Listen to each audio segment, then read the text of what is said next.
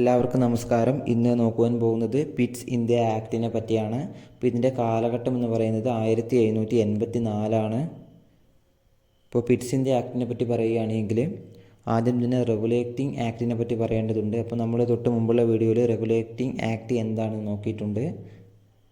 അപ്പോൾ ഈ റെഗുലേറ്റിംഗ് ആക്ടിലെ പോരായ്മകൾ, അതായത് 1773 റെഗുലേറ്റിംഗ് ആക്ടിലെ പോരായ്മകൾ പരിഹരിക്കുന്നതിന് വേണ്ടിയിട്ടാണ് 1784 അതായത് 1784 പിറ്റ്സ് ഇന്ത്യ ആക്ട് രൂപീകരിച്ചത്. ഓക്കെ, അപ്പോൾ ഇത് രൂപീകരിച്ചത് ബ്രിട്ടീഷ് പാർലമെൻറ്റാണ്. അപ്പോൾ ഇതിൽ പ്രകാരം ഇംഗ്ലീഷ് ഈസ്റ്റ് ഇന്ത്യ കമ്പനിയുടെ വ്യാപാരപരവും അതുപോലെ തന്നെ രാഷ്ട്രീയപരമായിട്ടും അതുപോലെ തന്നെ വാണിജ്യപരമായിട്ടുള്ളതുമായ എല്ലാതരം പ്രവർത്തനങ്ങളും നിയന്ത്രിക്കപ്പെട്ടു. ഓക്കെ, അതായത് ബ്രിട്ടീഷ് ഈസ്റ്റ് ഇന്ത്യ കമ്പനിയുടെ വാണിജ്യപരമായതും അതുപോലെ തന്നെ ഭരണപരമായ, അതായത് അവരുടെ രാഷ്ട്രീയപരമായിട്ടുള്ള കാര്യങ്ങൾ കൃത്യമായിട്ട് വേർതിരിച്ച് സൃഷ്ടിച്ചു. ഓക്കെ, ഇതിൻ്റെ ഭാഗമായിട്ട് ഈ രണ്ട് അധികാരങ്ങൾ, അതായത് ബ്രിട്ടീഷ് ഈസ്റ്റ് ഇന്ത്യ കമ്പനിയുടെ, അതായത് ഇംഗ്ലീഷ് ഈസ്റ്റ് ഇന്ത്യ കമ്പനിയുടെ വാണിജ്യപരമായതും അതുപോലെ തന്നെ രാഷ്ട്രീയപരമായിട്ടുള്ളതുമായ അവരുടെ ചുമതലകളുടെ നിയന്ത്രണം പിറ്റ്സ് ഇന്ത്യ ആക്ടിലൂടെ കൃത്യമായിട്ട് വേർതിരിക്കപ്പെട്ടു. അപ്പോൾ ഇതിൽ പ്രകാരം ബോർഡ് ഓഫ് കൺട്രോളിനെ ഇംഗ്ലീഷ് ഈസ്റ്റ് ഇന്ത്യ കമ്പനിയുടെ രാഷ്ട്രീയപരമായിട്ടുള്ള നിയന്ത്രണത്തിന് ചുമതലപ്പെടുത്തി.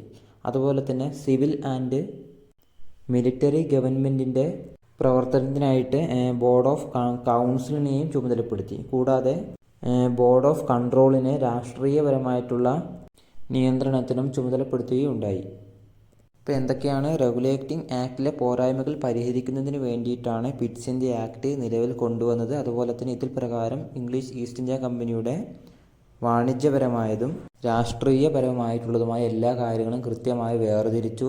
കൂടാതെ ഇതിൻ്റെ ഭാഗമായിട്ട് ഇംഗ്ലീഷ് ഈസ്റ്റ് ഇന്ത്യ കമ്പനിയുടെ വാണിജ്യപരമായ കാര്യങ്ങൾ നിയന്ത്രിക്കുന്നതിന് വേണ്ടിയിട്ട് കോർട്ട് ഓഫ് ഡയറക്ടറിനെ ചുമതലപ്പെടുത്തുകയും അതുപോലെ കമ്പനിയുടെ രാഷ്ട്രീയപരമായ നിയന്ത്രണത്തിന് ബോർഡ് ഓഫ് കൺട്രോളിനെയും ചുമതലപ്പെടുത്തി. കൂടാതെ സിവിൽ ആൻഡ് മിലിറ്ററി ഗവൺമെൻറ്റിൻ്റെ പ്രവർത്തനത്തിനായിട്ട് ബോർഡ് ഓഫ് കൗൺസിലിനെയും ചുമതലപ്പെടുത്തിയിട്ടുണ്ടായി. ഓക്കെ, ഇപ്പോൾ ചുരുക്കി പറഞ്ഞാൽ പിറ്റ്സ് ഇന്ത്യ ആക്ടിലൂടെ ഇംഗ്ലീഷ് ഈസ്റ്റ് ഇന്ത്യ കമ്പനിയുടെ ആധിപത്യത്തിലുള്ള പ്രദേശങ്ങളെല്ലാം തന്നെ ബ്രിട്ടൻ്റെ സ്വന്തമായി തീർന്നു. ഓക്കെ, അപ്പോൾ ഇതിൽ പ്രകാരം ഇംഗ്ലീഷ് ഈസ്റ്റ് ഇന്ത്യ കമ്പനിയുടെ എല്ലാ മേഖലയിലുമുള്ള നിയന്ത്രണം ബ്രിട്ടൻ്റെ കയ്യിലായി. ഓക്കെ, അപ്പോൾ ഇത്രയും കാര്യങ്ങളാണ് പിറ്റ്സ് ഇന്ത്യ ആക്ടിൽ പ്രധാനമായിട്ടും പറയാനുള്ളത്.